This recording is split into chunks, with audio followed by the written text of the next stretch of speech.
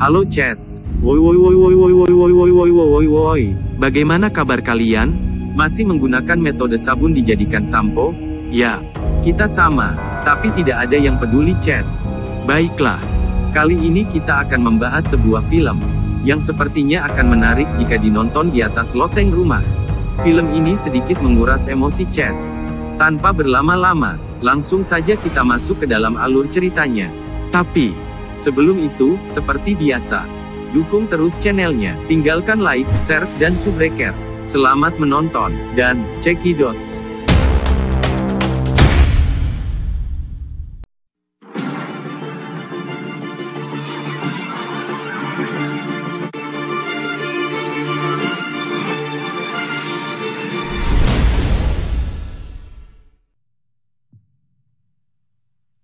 Scene diawali dengan menceritakan sebuah planet yang menghasilkan rempah-rempah di atas udara.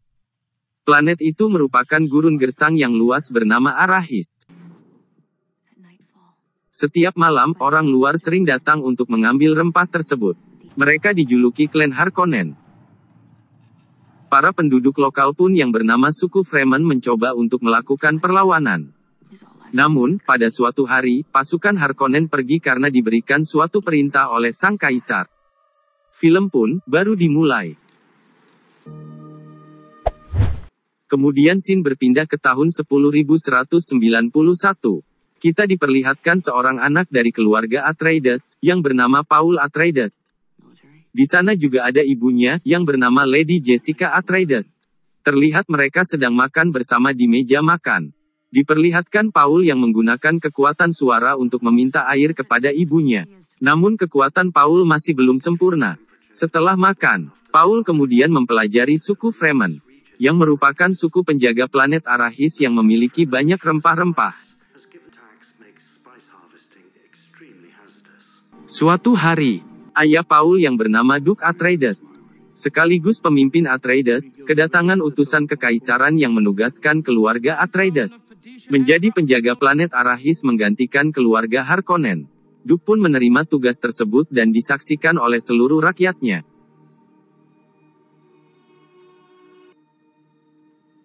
Setelah itu Paul menemui temannya yang bernama Duncan. Duncan merupakan prajurit Atreides yang pemberani.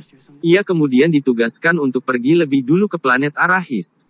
Paul pun menceritakan kepada Duncan, bahwa ia terus bermimpi tentang suku Fremen.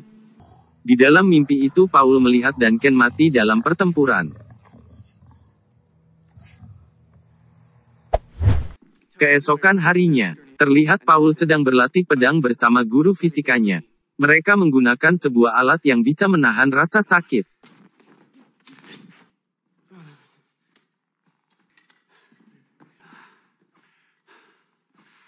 Kemudian scene berpindah di markas keluarga Harkonnen. Di sana seorang panglima Harkonnen yang bernama Rabban sedang marah. Karena planet Arahis diberikan kepada penduduk Atreides.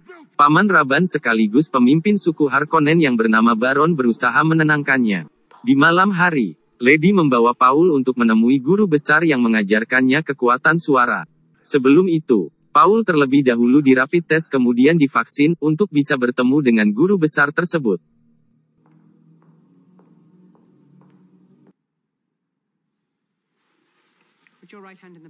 Paul diminta untuk memasukkan tangannya ke dalam sebuah kotak, dan dikatakan untuk menahan rasa sakitnya.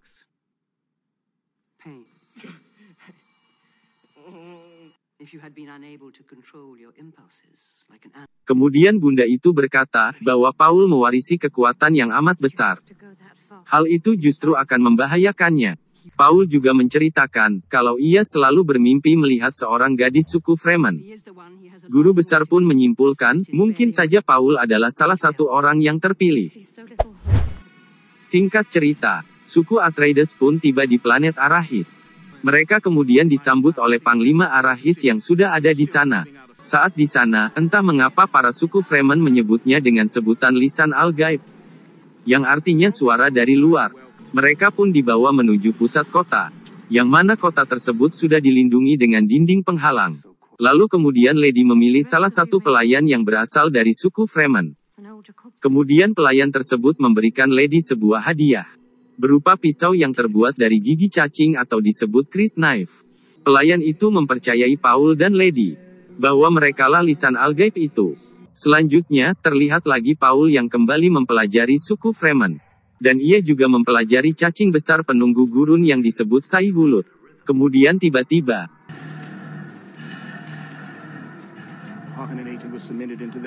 ternyata itu adalah sebuah robot yang ditujukan untuk membunuh Paul.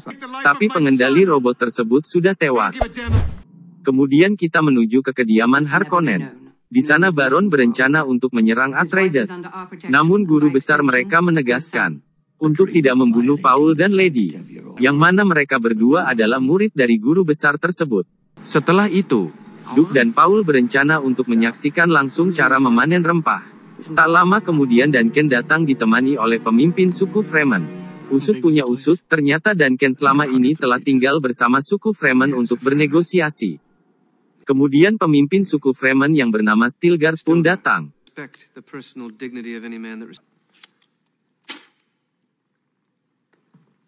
Bentuk penyampaian salam dari Stilgar terlihat Talekang Ces. Stilgar kemudian berkata bahwa mereka hanyalah orang luar yang merusak rempah-rempah. Stilgar hanya meminta agar Duke tidak mencari keberadaan rumah suku Fremen lagi. Duke pun kemudian menyetujuinya.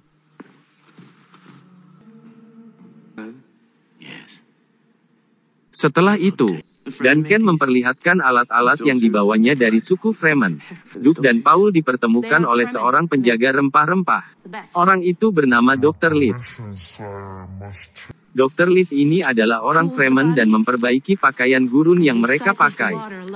Namun saat melihat Paul, Dr. Lid dibuat terkejut karena Paul memakainya dengan benar. Kemudian mereka pun berangkat menuju lokasi proses pemanenan, menggunakan alat yang sangat besar. Saat itu, mereka melihat tanda kemunculan cacing yang amat besar, lalu memberitahukan kepada pesawat yang mengambil kendali. Namun sialnya, jangkar pesawat mereka macet, dan Duke memutuskan untuk membantu para awak yang terjebak di bawah.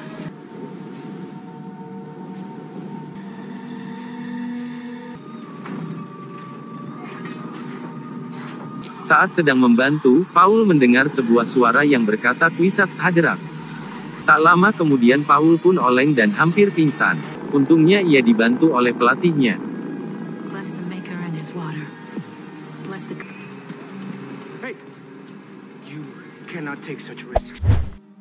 Setelah itu, Paul kembali diperiksa oleh Dr. Boyke. Dokter itu berkata bahwa Paul baik-baik saja. Paul kemudian berkata kepada ibunya bahwa ia mendapat penglihatan di ladang rempah-rempah tadi. Ia melihat seorang gadis dari suku Fremen yang sedang bersamanya. Gadis itu merayunya kemudian ia menusuk Paul menggunakan Chris knife. Paul juga mengatakan bahwa di bayangan itu Lady terlihat sedang hamil. Mendengar perkataan Paul, Lady pun terkejut karena ia tidak pernah memberitahu siapapun. Kemudian kita berpindah ke suku Harkonnen. Di sana terlihat para tentara yang direkrut untuk menyerang Atreides. Singkat cerita, malam pun tiba. Saat semua orang tengah tertidur, sesuatu hal pun terjadi.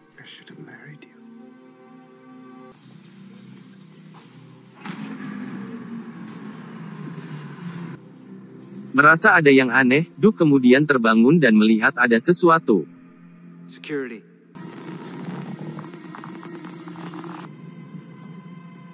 Ternyata itu adalah ulah Dr. Boyke. Di luar sudah terjadi penyerangan. Para pasukan kemudian dikerahkan untuk menghadapi penyerangan tersebut. Terkuak fakta bahwa Dr. Boyke terpaksa melakukan itu karena ia telah bersepakat kepada Baron agar istrinya dibebaskan dari budaknya. Kemudian Dr. Boyke memberikan sebuah gigi kepada Duke, yang mana jika gigi itu digigit, maka itu akan menjadi racun di udara. Lalu Duncan pun terbangun dan langsung melawan para prajurit Harkonnen. Duncan sudah melihat tidak ada Paul di kamarnya. Ternyata Paul dan Lady sudah ditangkap dan akan dibuang di tengah gurun tempat cacing itu berada. Duncan berhasil menaiki pesawat untuk pergi mencari Paul dan Lady. Di tengah penyekapannya, Paul berusaha menggunakan kekuatan suara. Walaupun selalu saja gagal, akhirnya ia pun berhasil melakukannya. Lady juga menggunakan kekuatan itu untuk membebaskan diri. Setelah keluar, mereka terkejut melihat kota Arrakis yang telah hancur tak tersisa. Sin berpindah ke Duke yang tengah ditahan dan tidak berdaya. Baron kemudian bertanya kepada Dr. Boyke, apa yang dia inginkan? Dr. Boyke pun menjawab, bahwa ia hanya menginginkan istrinya dibebaskan. Baron pun mengabulkannya.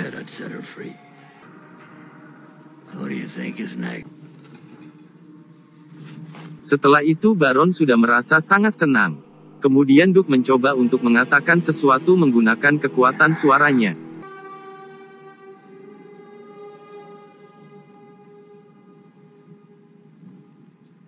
Berpindah lagi ke Paul dan Lady. Paul menemukan gelang milik ayahnya dari Dr. Boyke sebelumnya. Dan Ken pun bertemu dengan Dr. Lee dan berkata, bahwa Kaisar mengirim Atreides untuk mati. Paul juga menemukan wadah rempah-rempah. Di sana ia mendapat penglihatan lagi. Ia melihat seorang wanita dari suku Fremen tadi dan juga melihat sebuah peperangan. Paul terlibat dari peperangan itu dan menjadi bagian pasukan Fremen. Singkat cerita pagi pun tiba. Mereka pun keluar dari tempat persembunyian. Tak lama kemudian Duncan menemukan mereka lalu berkata, bahwa ia minta maaf karena tidak mampu menyelamatkan Duke. Karena situasi ini, maka Paul lah yang akan menjadi pemimpin Atreides. Duncan kemudian mengajak mereka menaiki pesawat. Di dalam pesawat ada Dr. Lid. Dr. Lid pun membawa mereka ke dalam laboratorium tua untuk penelitian tumbuhan. Di sana terbanyak tumbuhan untuk diteliti. Terungkap bahwa Kaisar takut kepada Atreides dan berusaha untuk memusnahkannya. Tiba-tiba pasukan Harkonnen dan beberapa tentara lain pun datang. Duncan pun mengorbankan dirinya dan melawan pasukan tersebut sendirian. Di tengah perjuangan Duncan, Paul dan yang lainnya berusaha untuk melarikan diri.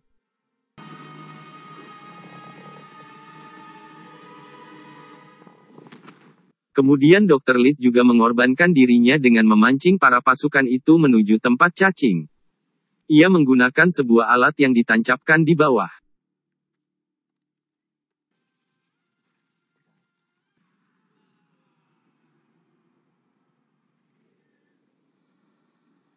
Setelah itu Paul dan Lady pun berhasil kabur dari tempat tersebut. Namun mereka harus dikejar oleh pesawat musuh. Paul kemudian masuk di tengah-tengah badai pasir. Para pesawat yang mengejarnya pun tidak berani masuk. Di tengah-tengah badai tersebut Paul mendapatkan penglihatan lagi. Bahwa jika ingin keluar dari badai maka ia cukup mengikuti alur saja. Setelah itu Paul melepaskan kemudinya. Kita berpindah di markas Baron. Ternyata ia masih hidup. Baron terlihat senang saat mendengar kabar, bahwa Paul dan Lady sudah mati di tengah badai. Ternyata Paul masih hidup, walaupun sayap pesawatnya patah dan menyisakan 3 sayap lagi. Paul akhirnya berhasil mendaratkan pesawatnya ke pasir.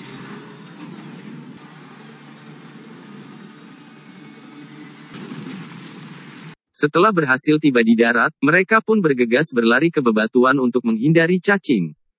Mereka pun segera mengganti baju gurun untuk mencari suku Fremen. Setelah itu mereka pun berjalan mencari suku Fremen yang bersembunyi. Mereka berjalan secara zigzag agar tidak diketahui oleh cacing. Saat tiba di pasir Dram, mereka kemudian berlari untuk menghindari cacing. Untungnya ada seseorang yang menyelamatkan mereka. Dengan cara menggunakan suara untuk memanggil cacing tersebut. Kemudian mereka pun akhirnya bertemu dengan suku Fremen yang dipimpin oleh Stilgar. Para pengikut Stilgar tidak percaya bahwa Paul adalah lisan al-gaib. Lalu Stilgar menguji Lady dengan cara bertarung. Melihat itu mereka pun percaya kalau Lady adalah pejuang pedang.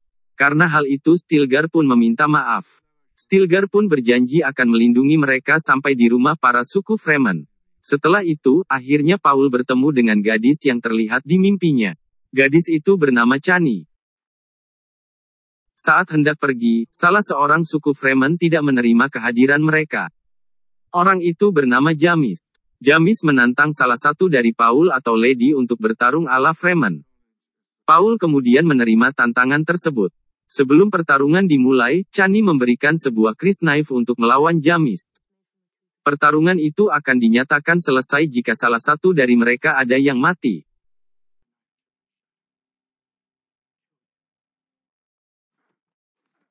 Ternyata Paul tidak mengetahui aturan tersebut. Setelah mendengar bisikan Kwisatz Haderach, akhirnya Paul berhasil membunuh Jamis.